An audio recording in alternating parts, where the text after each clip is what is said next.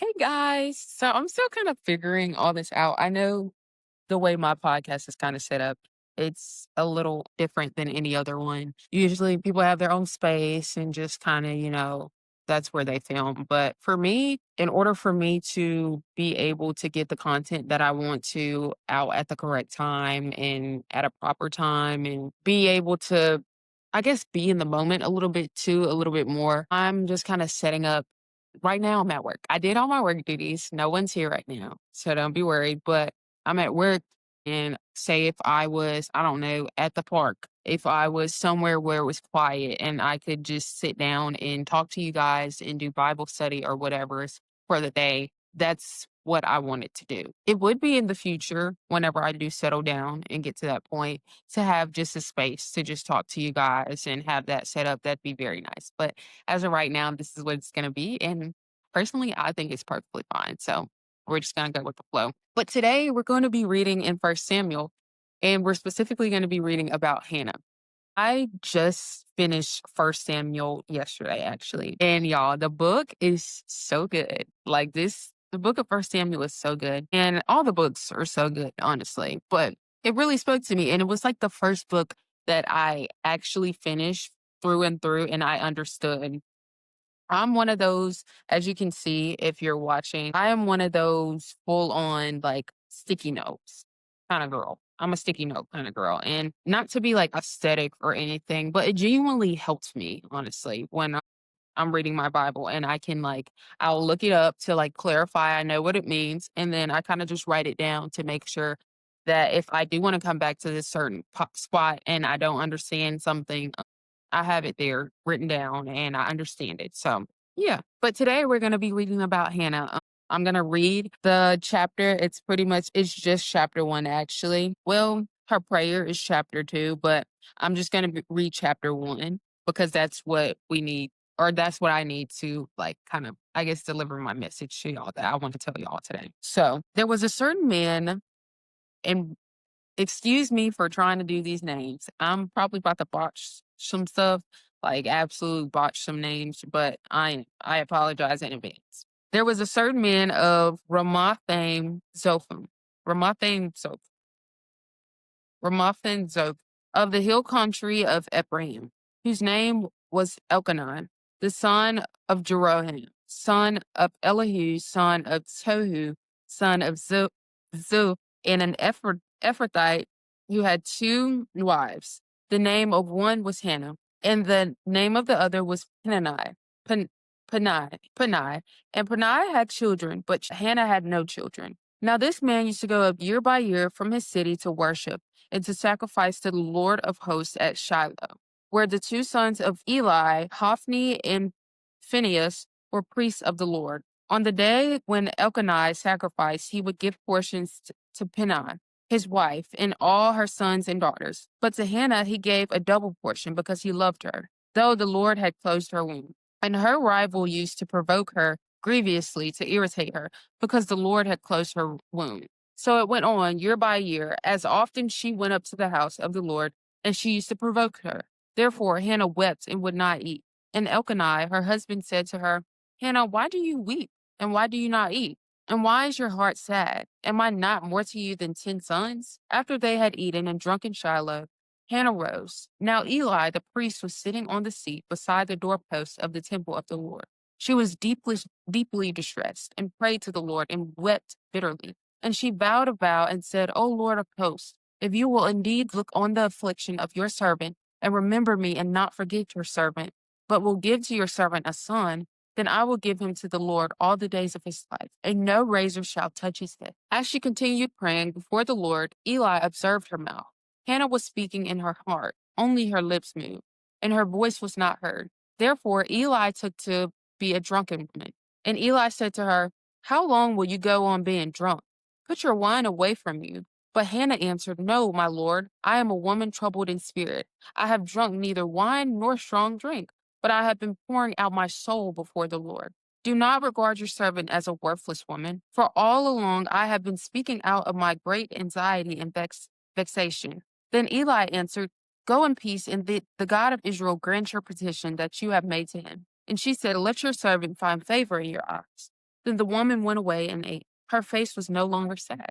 They rose early in the morning and worshiped before the Lord. Then they went back to the house at Ramah. And Elkanah knew Hannah, his wife, and the Lord remembered her. And in due time, Hannah conceived and bore a son. And she called him Samuel.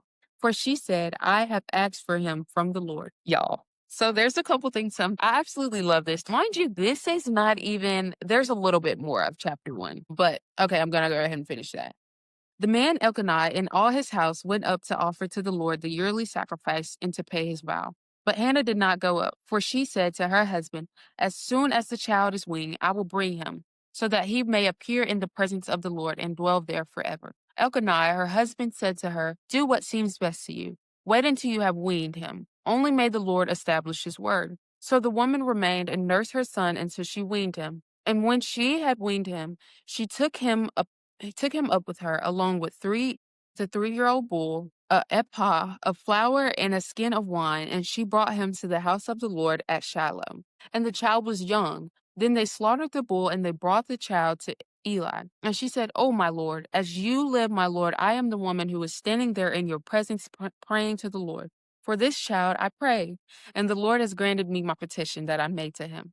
Therefore I have limped him to the Lord. As long as he lives, he is lent to the Lord, and he worshiped the Lord there. So, to kind of recap things, this book really touched me because it shows us about patience and being intentional with the Lord. First, I want to talk about how Hannah was tried. She was teased by her husband's other wife that could bear children, who had plenty full of children. But even in those moments, she held her composure and she didn't focus on Panay, or I pray I'm pronouncing that right, but Panay, the other wife. She fixed her eyes on Jesus. And while it is so hard genuinely to do that sometimes, especially with anger and jealousy and such within our world and within our lives, it's so important to recognize that she did. And she knew what she had to do. She stuck to her prayers. She continued to fix her eyes on Jesus. And she was intentional with the Lord. She was intentional with her praying. And I also want to emphasize how it says here, as she continued praying before the Lord, Eli observed her mouth. Hannah was speaking in her heart. Only her lips moved and her voice was not heard. I want to say that God hears our prayers within our hearts. We don't have to be, screaming and praying all the time, which sometimes, honestly, that loud prayer is needed to feel like that we are getting through to God. And He loves that prayer as well. But I want to emphasize just how important praying in your heart and in silence and using that time within Him to just meditate within Him and talk to Him. He hears those prayers as well, too. So I I want to let people, because some people don't believe in I guess, praying silently or, praying within. And I just want to emphasize how important that is as well, too. So, and then Eli, the priest, thought that she was drunk from praying or by her praying in silence, he thought that she was drunk because it wasn't really normal. But the Lord still heard Hannah's cry despite that she prayed within her heart, because it's just as important. This is literally the birth of Samuel. And that's what the subtitle of chapter 1 is called, The Birth of Samuel. I just want to emphasize how important patience is in waiting on the Lord's timing. Hannah was sad. Hannah wept, but she prayed to the Lord and she was intentional with her prayer. I say that all the time. And after she prayed, Hannah felt a sense of the sadness leave her body because she knew that the Lord would handle it. She didn't know in what way, but she knew the Lord would handle it. So therefore, she stopped worrying because she had prayed and she had given it to God. And she was patient within that. It even says here that it went on year by year. So Hannah had to view her husband's other wife, be able to bear children for him and take on that feeling of not only just being a second wife, but not being able to, I guess, amount to what a woman could do in that time and just give her husband a child just from her side. And I couldn't imagine what type of pain and hurt that caused her. But even within, she continued to pray. She continued to fix her eyes on the Lord. And that's what I want to say. Is it's it's hard to be patient when you look at somebody else, you look at what they have and you're like, oh wow, I really want that. And I wish I could have that. And Lord, why can't I have that? All these things. It's really hard to be patient, and it's really hard to not only be patient, but keep your eyes fixed on Jesus and not allow the jealousy and the anger of something that you don't have or something that you may want, or even the person taunting and teasing you. It's hard, but it's important. It is so important. And especially with building our relationship with God. Patience, patience, patience. And I'm speaking to myself just as much as I am speaking to y'all about this when I say this, because y'all, our world is just such a fast world. It's just fast. We're on social media and we only see most of the time, not everybody wants to be real and raw. So we only see the benefit part of things. We don't see the hard work, the time and the dedication that it took. So that's why I want to emphasize how important patience is, because sometimes we are patient, but our hearts are still fixed on it. So we're being patient, but we're not being patient because we're okay, it's been a year. It should be time now. No, we have to truly be patient and give that portion of ourselves to God and trust in Him that whenever the time is right for whenever we are asking for, or if the time is ever right, that He will grant it to us. And if not, He will definitely place what is meant to be placed in your life for you instead of that thing. So that you're praying for. The story of Hannah and the birth of Samuel, it goes on. Samuel was the start of so many amazing things. And he was just such an amazing prophet. And just reading his story in this book has just been a blessing to me. And yeah, I just wanted to share that with you guys. I felt it on my heart to share that because I know our world is not a world of patience. Our world is not a world of just, not speaking all the time and being and just shutting our mouth. I'm gonna just be straight up. Our world, we're so eager to talk back and snap back and argue and all these other things instead of just, kind of just sitting in silence, either working it out or even coming to God about situations. So I want to emphasize patience, but patience in the moments of where you feel the most tempted to take action or the most tempted to fight back or to be angry or to allow the jealousy to take over your body and do something that you will regret. So